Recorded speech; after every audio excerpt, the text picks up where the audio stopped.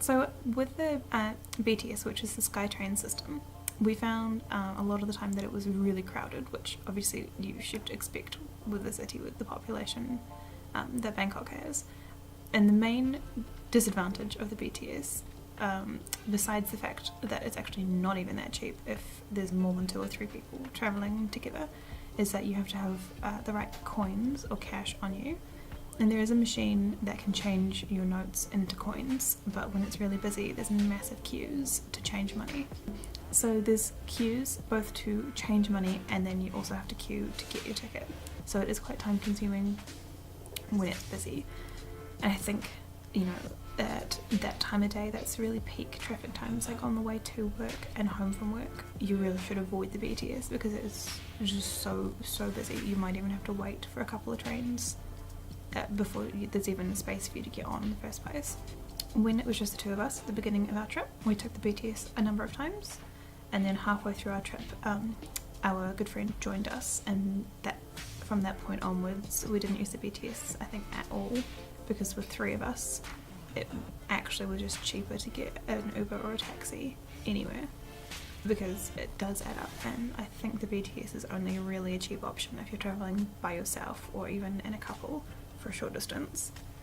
Mainly the thing that we found as well is that because where we were staying was about a 5 to 10 minute walk from the BTS station, that by the time you walk all that way in the heat and then get the train somewhere, you've kind of used like the first half an hour of your day getting really tired doing something that's somewhat unnecessary, when later in the trip we kind of reserved our energy more for the things that we were actually doing and just got an Uber like door to door, which it really saves your feet and it saves the level of heat that you've already experienced first thing of the day. I am really a safety conscious person, and I felt quite unsafe on a tuk-tuk, and I know that it is more expensive than pretty much every other mode of transport, well, public transport in Bangkok, but it is a novelty and I think that you should do it once, and I don't think that it's something you should rely on to get around. The tuk-tuk drivers also are probably the best at like haggling a not very cheap price with you, especially if it's busy. They can basically charge whatever they want for convenience sake.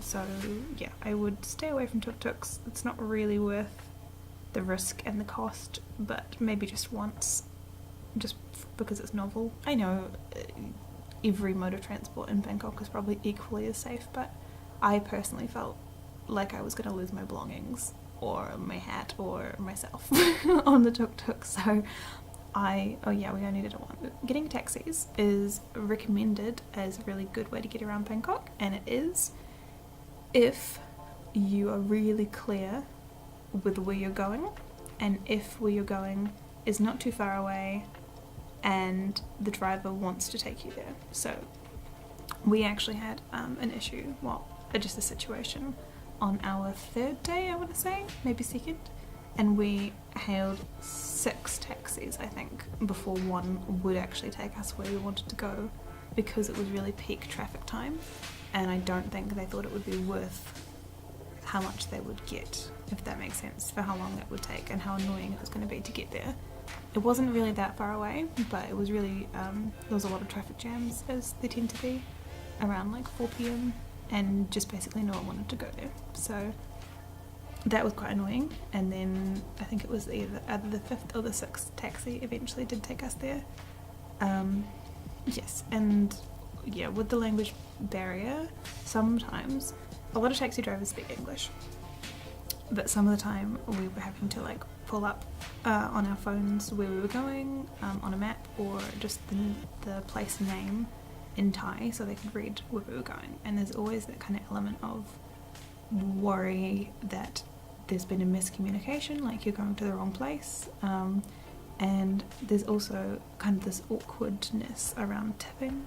I think we tipped every taxi that we were in, as you are supposed to, but then again I don't really know how much it's supposed to be, and we kind of just rounded up, so it ended up being relatively expensive. Which brings us to our last point, which is that about 4 days into the trip, maybe 5, we got an Uber, and it was, I want to say, life-changing that is probably quite a dramatic phrasing, but I think that it really like saved a lot of stress for the rest of the trip.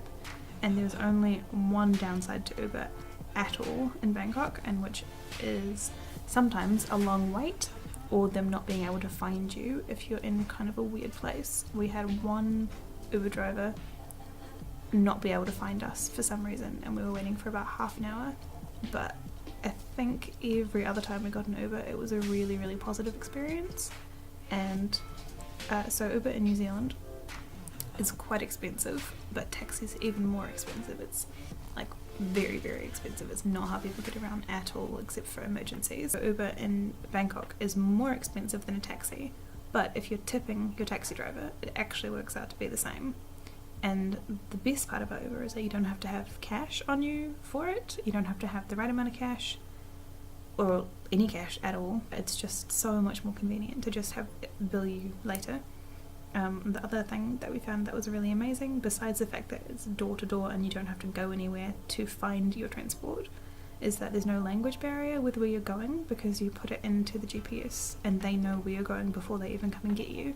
And it's just, I feel it's a safer system because they have this company that's looking out for both the drivers and patrons, and they've got the rating system and they don't keep drivers on who don't get good ratings.